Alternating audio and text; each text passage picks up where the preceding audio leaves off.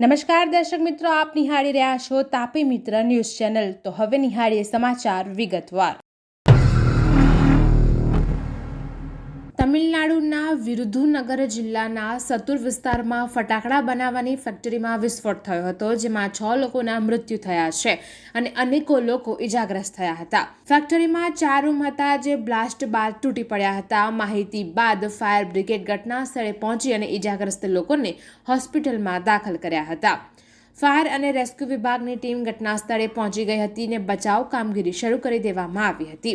અધિકારીઓ હજુ પણ વિસ્ફોટનું કારણ જાણવાનો પ્રયાસ કરી રહ્યા છે તેમજ નુકસાનનું આકલન કરવામાં આવી રહ્યું છે। સ્થાનિક લોકોનું કહેવું છે કે વિસ્ફોટનો અવાજ દૂર દૂર સુધી સંભળાયો હતો। આગ પર કાબૂ મેળવવા માટે બચાવ કર્મીઓએ ઝડપથી કામ કર્યું હતું। આ અકસ્માતનું કારણ હજુ સુધી જાણી શકાયું નથી, પરંતુ એવું માનવામાં આવે છે કે શોર્ટ સર્કિટને કારણે દુર્ઘટના સર્જાઈ હતી। ઉલ્લેખનીય છે કે વિરુધુનગર જિલ્લામાં ફટાકડાની ઘણી ફેક્ટરીઓ છે અને અહીં અનેકો અકસ્માતો સર્જાય છે। વર્ષ 2024માં અકસ્માત બાદ મુખ્યમંત્રી M.K. સ્ટાલિને ફટાકડાની ફેક્ટરીઓમાં સલામતી નિયમોની તપાસ કરવાનો નિર્દેશ આપ્યો હતો, તેમ છતાં અકસ્માતો અટકી રહ્યા નથી। ગુજરાત સરકારના ગૃહ વિભાગ દ્વારા એક નોટિફિકેશન જાહેર કરવામાં આવ્યું છે, જેમાં ગાંધીનગર ખાતે રાજ્યનું સ્ટેટ મોનિટરિંગ સેલને પોતાનું અલગ પોલીસ સ્ટેશન મળશે, જે રાજ્ય કક્ષાનું એકમાત્ર પોલીસ સ્ટેશન બની રહેશે। રાજ્યમાં સ્ટેટ મોનિટરિંગ સેલ એ ગુજરાત પોલીસની વિશેષ શાખા છે। પોલીસ મહાનિર્દેશક અને મહાનિરીક્ષકને સહાય પૂરી પાડવા માટે અમલીકરણ, સંકલન, સંશોધન અને વિશ્લેષણની SMCની પ્રાથમિક જવાબદારી છે, જેમાં પ્રોહિબિશન, જુગાર સહિતના ગુનાઓના નિવારણ માટે SMC રાજ્યવ્યાપી દરોડા પાડી શકે છે। ત્યારે રાજ્યના ગૃહ વિભાગે ગાંધીનગર ખાતે SMCનું એક અલગ પોલીસ સ્ટેશન બનાવવાને લઈને નોટિફિકેશન જાહેર કર્યું છે।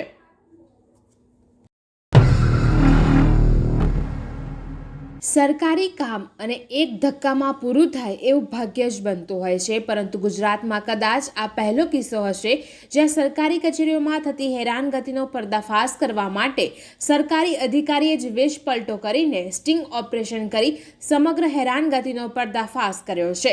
આ ઘટનાનો વિડીયો સોશિયલ મીડિયા પર ખૂબ વાયરલ થઈ રહ્યો છે। ચારે તરફ આ અધિકારીની પ્રશંસા થઈ રહી છે।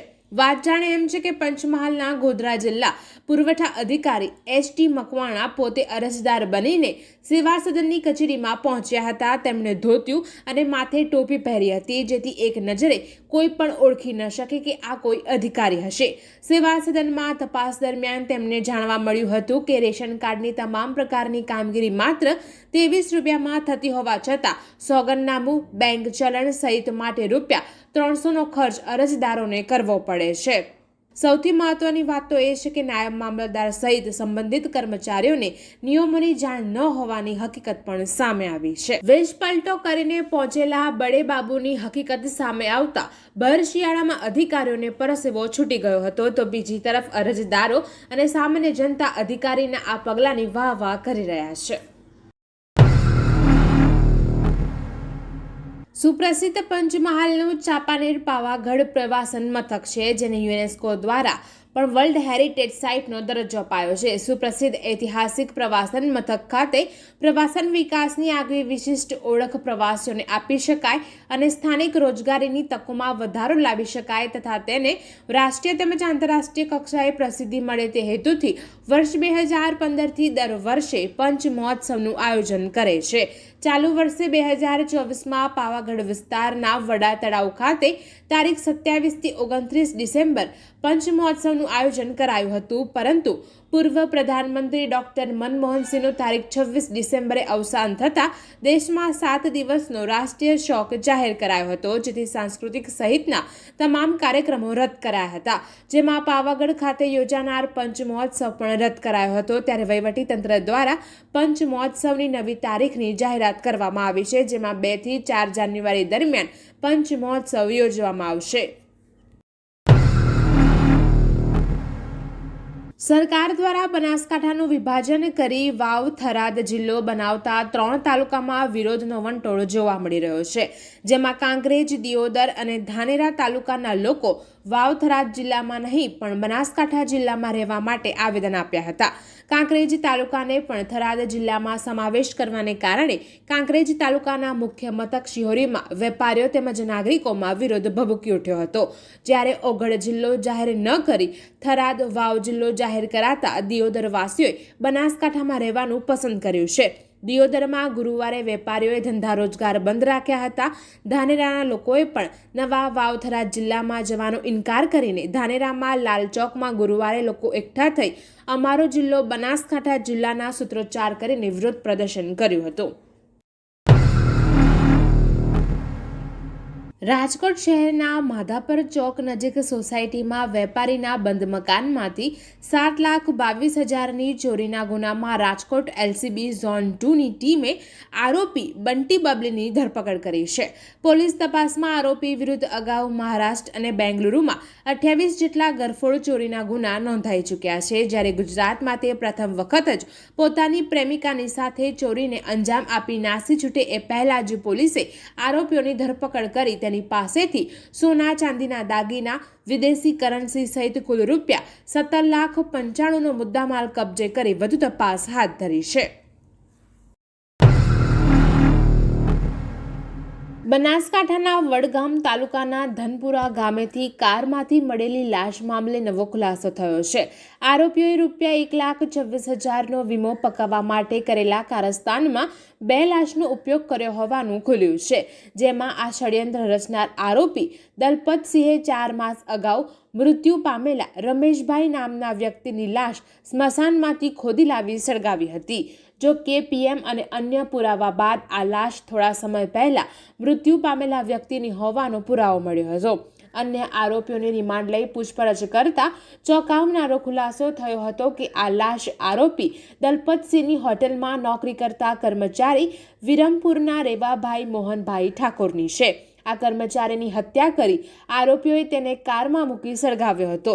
રાજ્યમાં ચર્ચિત બનેલા બનાસકાંઠા વડગામ તાલુકાના ધનપુરા ગામે એક કારમાંથી મળેલ લાશમાં નવા ચોંકાવનારા ખુલાસા થઈ રહ્યા છે. વડોદરા શહેરમાં આવેલા વિનાશક પૂર બાદ હવે વિશ્વામિત્રી નદીના જીર્ણોદ્ધારની તંત્ર દ્વારા તૈયારી શરૂ કરવામાં આવી છે. છેલ્લા 4 મહિનાથી કાગળ પર ચાલતા વિશ્વામિત્રી પ્રોજેક્ટ આખરે નદીના પટમાં ઉતર્યો છે. પાલિકા દ્વારા 350 મશીનોને એક સાથે નદીની સફાઈ અને કાંપ કાઢવા માટે કામે લગાડવામાં આવશે. તે પૂર્વે પાલિકાએ 10 પોકલેન્ડ મશીનો ઉતારીને વાહનોની અવરજવર માટે ઢાળ બનાવીને એપ્રોચ બનાવવાની કામગીરી શરૂ કરી છે. શહેરમાં વિશ્વામિત્રીમાં આવેલા વિનાશક પૂર બાદ નદીને ઊંડી કરી સફાઈ કરવા સહિતના અલગ પ્રોજેક્ટ માટેનો રોડમેપ તૈયાર કરવામાં આવ્યો છે. જે પૈકી નદીની સફાઈ સાથે તેનો કાંપ કાઢવા માટેની તૈયારી શરૂ કરાઈ છે. આ કામ માટે ટેન્ડર બહાર પાડવામાં આવ્યા હતા, જે ટેન્ડર હવે ખોલવાના આરે છે. બીજી તરફ કોન્ટ્રાક્ટરો કામગીરી શરૂ કરે તે પહેલા જ પાલિકા દ્વારા દેણાથી મોરેઠા સુધી 23 કિલોમીટરની વિશ્વામિત્રી નદીના પટમાં 27 જગ્યાએ વાહનોની અવરજવર કરવા માટેના ઢાળ અને એપ્રોચ તૈયાર કરવામાં આવ્યા છે. સુરત શહેરના પીપલોદ વિસ્તારમાં ઇસ્કોન મોલની સામે મારુતિ સુઝુકીનો શોરૂમ આવેલો છે. રાત્રિના સમયે શોરૂમમાં અચાનક આગ ફાટી નીકળી હતી. શોરૂમના બીજા માળે આગ દેખાતા રસ્તા પર લોકો થંભી ગયા હતા. આગની જાણ તાત્કાલિક ફાયર વિભાગને કરવામાં આવી હતી, જેના પગલે 3 ફાયર સ્ટેશન, મંજુરા, માનદરવાજા અને વેસુ ફાયર સ્ટેશનની 7 જેટલી ગાડીઓ ઘટના સ્થળે દોડી ગઈ હતી. ત્યારબાદ પાણીનો મારો ચલાવીને આગ પર કાબુ મેળવવાનો પ્રયાસ કરવામાં આવ્યો હતો. ફાયર વિભાગ પાસેથી મળતી માહિતી અનુસાર 7 જેટલી ગાડીઓ અને જવાનો દ્વારા પાણીનો મારો ચલાવીને આગ પર કાબુ મેળવવામાં આવ્યો હતો. કટારિયા મારુતિ સુઝુકીના શોરૂમમાં ગ્રાઉન્ડના 4 માળમાં કેબલની લાઇનમાં આગ લાગી હતી. શોરૂમમાં કોઈ ન હોવાથી મોટી જાનહાનિ ટળી હતી. જો કે લાખોના નુકસાનની આશંકા સેવવામાં આવી રહી છે. સાબરકાંઠા જિલ્લાના પ્રાંતિજ તાલુકાના કતપુર ટોલનાકા પાસે સવારે સુરતથી ઉદયપુર જતી લક્ઝરી બસમાં ટાયર ફાટ્યા બાદ આગ લાગી હતી. પ્રાંતિજ અને હિંમતનગર ફાયર વિભાગે પાણીનો મારો ચલાવી આગ બુઝાવી હતી. આગ લાગતા 42 મુસાફરોનો બચાવ થયો હતો, જ્યારે બધો સામાન બળીને ખાખ થઈ ગયો હતો. આગ લાગવાને લઈને પ્રાંતિજ અને હાઈવે ટ્રાફિક પોલીસે ઘટના સ્થળે આવીને ટ્રાફિકનું સંચાલન કર્યું હતું. સુરતના અડાજણ વિસ્તારમાંથી 40 જણા, જેમાં 15 મહિલા, 20 પુરુષ, 3 બાળકી અને 2 બાળક મળીને 5 બાળકનો સમાવેશ થાય છે, જે તમામ લક્ઝરી બસમાં બેસીને રાજસ્થાનના ઉદયપુર લગ્ન પ્રસંગમાં જતા હતા. એ દરમિયાન શનિવારે સવારે પ્રાંતિજના કતપુર ટોલનાકા પાસે અચાનક લક્ઝરી બસનું પાછળનું ટાયર ફાટ્યું હતું. ત્યારબાદ અચાનક બસમાં આગ લાગી હતી, જેને લઈને અફરાતફરીનો માહોલ સર્જાયો હતો. પ્રાંતિજ અને હિંમતનગર ફાયર વિભાગની ટીમે 1.5 કલાકની જહેમત બાદ 14,000થી વધુ લીટર પાણીનો મારો ચલાવી આગ બુઝાવી હતી. દર્શક મિત્રો, આ હતા અત્યાર સુધીના સમાચાર. આવા જ મહત્વના સમાચાર નિહાળવા જોતા રહો તાપી મિત્ર ન્યૂઝ ચેનલ. અને હા, સબસ્ક્રાઇબ કરવાનું ભૂલશો નહીં.